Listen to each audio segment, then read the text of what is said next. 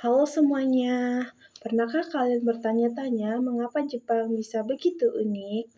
Negara yang di satu sisi penuh dengan tradisi ribuan tahun, tetapi di sisi lain memimpin dunia dalam teknologi. Hari ini saya ingin mengajak kalian semua melihat budaya Jepang, tapi bukan hanya dari permukaan, kita akan menyelam lebih dalam lewat lensa antropologi menggunakan 7 unsur budaya universal dan 3 wujud budaya. Sebelumnya, perkenalkan, nama saya Zaini Nazaki Rahaya dengan NIM belakang 009 dari kelas A. Pertama-tama, mari kita mulai dengan sebuah pertanyaan sederhana. Apa sih budaya itu? Menurut antropolog Kujoroningrat, budaya itu punya 3 wujud. Nah, wujud pertama nih ada wujud ide atau disebut gagasan berupa nilai, norma, adat istiadat, etika, dan kepercayaan. Dalam budaya Jepang ada disebut dengan nilai wa, harmoni, giri, kewajiban moral, dan baru berusaha keras, serta prinsip kehormatan dan loyalitas sangat dijunjung tinggi. Yang kedua nih ada wujud aktivitas sistem atau disebut sistem sosial berupa tindakan dan perilaku sosial berdasarkan sistem nilai yang dianut. Contoh di Jepang tuh ada ritual minum teh atau disebut shado, salam membungkuk atau disebut ojiki, kerja tim yang rapi di kantor dan pabrik, serta upacara adat seperti pernikahan Shinto. Yang ketiga ada wujud artefak atau kebudayaan fisik, yaitu hasil kebudayaan yang berbentuk benda nyata seperti pakaian kimono, rumah tradisional, kuil Shinto, katakana, serta teknologi modern seperti robot dan kereta cepat yaitu Shinkansen. Nah, Jepang punya semuanya ya dan memiliki ciri khas masing-masing juga ya. Sekarang mari kita bahas 7 unsur kebudayaan universal. Yang pertama ada bahasa.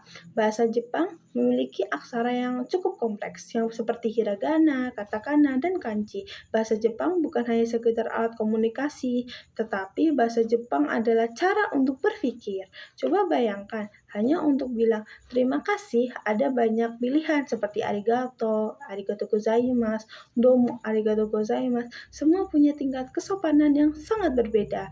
Bahasa Jepang mencerminkan struktur sosial. Siapa berbicara kepada siapa itu sangat penting teman-teman. Yang kedua ada sistem pengetahuan masyarakat Jepang. Mengembangkan ilmu pengetahuan melalui pendidikan yang sistematis dan berbasis etos kerja tinggi. Masyarakat Jepang hidup berdampingan dengan alam dan bencana loh, seperti gempa bumi, tsunami, angin topan, tapi mereka tidak pasrah, mereka menciptakan pengetahuan untuk bertahan, mulai dari sistem evakuasi cepat sampai pelajaran kesiapsiagaan bencana dari sekolah dasar. Dan jangan lupakan, sains dan teknologi Jepang adalah pionir dalam robotika serta inovasi. Yang ketiga, ada sistem organisasi sosial. Keluarga inti atau kazoku masih kuat meski bentuknya telah banyak berubah. Struktur organisasi kerja sangat hierarkis, konsep senioritas dan loyalitas tinggi terhadap perusahaan masih dominan. Jepang adalah contoh nyata masyarakat yang sangat menghargai keteraturan dan harmoni, mulai dari keluarga, sekolah, sampai perusahaan. Jepang membungkuk bukan hanya sekedar sopan loh teman-teman, tetapi itu simbol hormat. Ada hierarki, ada peran, dan semuanya dijalankan dengan penuh rasa tanggung jawab yang besar. Lalu keempat nih, ada peralatan hidup dan teknologi. Teknologi Jepang itu canggih banget loh, ada Shinkansen, kereta super cepat, bisa datang tepat waktu dalam hitungan menit. Tapi meskipun modern, mereka tetap makan pakai sumpit, tidur di atas futon, dan minum teh di atas tatami. Inilah harmoni antara tradisi dan modernitas.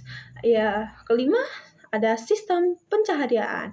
Dalam Jepang fokus pada sektor pertanian, padi, perikanan, kerajinan tangan. Namun kini telah berubah semuanya menjadi sektor industri modern. seperti otomotif, elektronik, pariwisata, jasa. Jepang adalah negara salah satu ekonomi yang terbesar di dunia berkat etos kerja dan inovasi.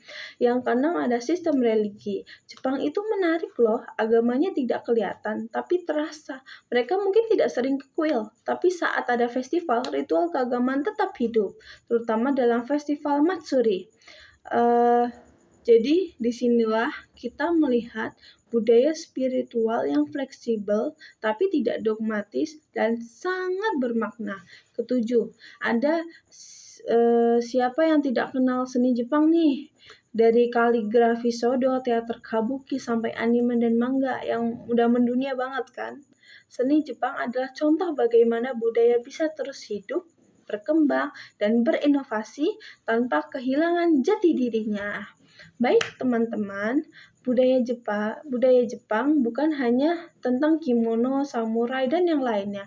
Melalui bahasa, pengetahuan, organisasi, sosial, pekerjaan, religi, dan seni, kita melihat sebuah peradaban yang hidup dari ide, aktivitas, hingga artefak. Dan mungkin yang paling menginspirasi adalah bagaimana mereka menjaga warisan sambil berlari ke masa depan. Baik, segitu saja presentasi dari saya. Terima kasih. Wassalamualaikum warahmatullahi wabarakatuh.